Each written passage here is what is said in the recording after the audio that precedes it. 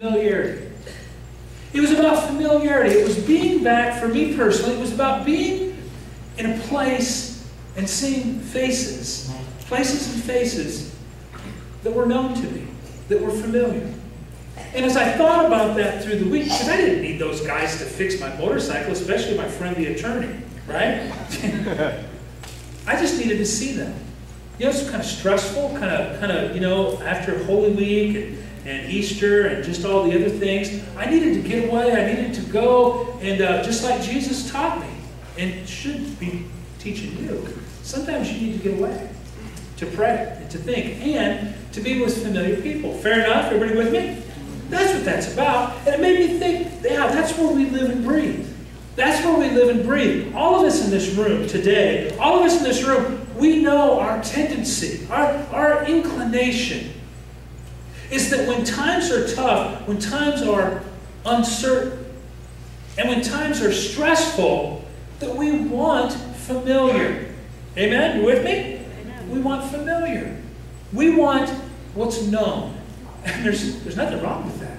In fact, there's a whole industry out there of nostalgia. I pulled some of these toys off the internet, and there's some of us of a certain generation that we can remember some of these toys. Well, they're bringing them back, like the electric football game. Remember that? They just went, you know, just vibrated the little guys around. That's coming back. Easy bake oven. How many of you women had an easy bake oven when you were a kid?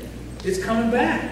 It's coming back. Not because it's a great toy, but I believe it's partly because of nostalgia. It's familiar. The same way with cartoons. I was talking to Anna, who was up here, Anna Lockhart, and she said she knows all about Josie and the Pussycats. I'm like, I thought that was a thing from the 70s. Let's brought it back. Looney Tunes. Why? Comfort. Familiarity. The same with different candy. I was doing a little search out there and said, you know, they've reintroduced things like blackjack chewing gum and clove chewing gum. Anybody grew up chewing that stuff? Okay. I don't know about candy cigarettes. I'm not sure those are politically correct. But do you remember candy cigarettes? Huh? And I still laugh at a Chunky bar. I think that's the funniest name for a food product I've ever imagined. Yeah, give me a Chunky. I want to be Chunky. Anyway, comfort food. We know all about that. Last week at the Education Advisory Team meeting, at the beginning of the meeting is kind of an icebreaker. They were talking about comfort food. And, you know, it was amazing. Most of the women in there mentioned bologna. Isn't that something? Didn't you, Gene? No. Ice cream. I'm sorry. It was me that mentioned bologna. Comfort food. We're familiar with comfort food. Grilled cheese sandwich, mac and cheese. You can even go in some restaurants and they've got it listed on the menu. Comfort food. What's comfort food? It's familiar food. It's familiar. You know what it is. Again, it's that tendency for the known, the familiar. We all have it.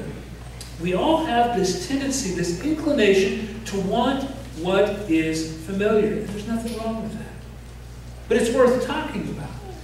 It's worth talking about because, and it's worth understanding that we search for and we long for familiar places and familiar faces, even familiar food, when times are uncertain, when times are stressful, when times are upsetting. And for many people in this room, that's right now. That's right now. Times are uncertain. And it goes way deeper than $4 a gallon gasoline, yes? And just because we live in uncertain times doesn't mean there's something wrong with us. It doesn't mean there's something wrong with you. It doesn't mean you're defective. It doesn't mean I'm defective. It means that we're human. We're human, and we have these times of stress and anxiety and uncertainty where we need familiarity. And I say this to set up, you know, that reality. We all think about the, quote, good old days, right? We think about the good old days, and our memories get more golden as more time goes on. We say, yeah, that's the way it used to be. Boy, it used to be great, didn't it? The good old days. We have that tendency. And because we have that tendency, it should help us understand. I skipped past that, but that's a great picture. Isn't it the Norman Rockwell family and the modern family, the kid texting and the dogs at the table? That's the times we live in. You know, life has changed. Life has changed. Life has changed. But see, I think understanding that about ourselves, that we want familiarity, gives us insights into the very first followers of Jesus. It gives us insights into what was going on as John records it in those days after Jesus was resurrected. It was Peter. It was Peter and the disciples, like us. There we are. It was Peter that said, "Hey, I'm going fishing." And the other disciples said, "Me too. Yeah, let's go fishing." Why? Because they knew fishing. You understand that? They knew it. They got it. They understood it. It was familiar. Familiar smells, familiar things to handle, muscle memory out on the water. They knew about that. They were familiar with it. They didn't have to think about it. The disciples went fishing because they knew about fishing, but they did not know what they were supposed to be doing post-resurrection. I know Jesus had talked to them about it, but they still were let's put it in our terms. They were living in times of uncertainty. They were living in times of anxiety and stress. And they weren't sure what to do. See, they had lived with Jesus. They had been there with Him. And so they didn't know what to do. They were at a now what moment. Now what? Times were tough. Times were uncertain. Well, you know, all this stuff has happened. And so they went back to the familiar. Amen. We get it. They went back to the familiar. But the most important part of this isn't that. That's not the main thing here today. That's not the main thing to consider, because we get that. We understand that. The main thing, I believe, the power of this gospel lesson is this campfire on the beach. The campfire. That Jesus shows up at the campfire. Don't miss that.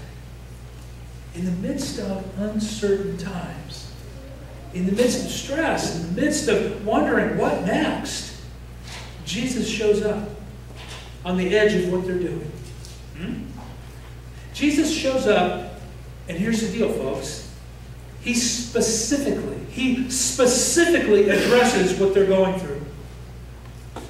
And my interpretation of John's gospel goes like this. I understand Jesus' message then, and Jesus' message, are you listening, today, is this. Because of all you have experienced with me, because of what you've felt and what you've seen and what you've done with me, Jesus says, because of that, you can't go back. You still listening? You can't go back. As tempting as it is to go fishing, as tempting as it is to stay lost in the familiar, Jesus says you can't go back because you've lived with me, because you've done things with me, because you've experienced me. You have to go and live your life differently. And that's the message for me, and it's the message for every person in this room. Once you have had an experience with Jesus Christ, life should be different.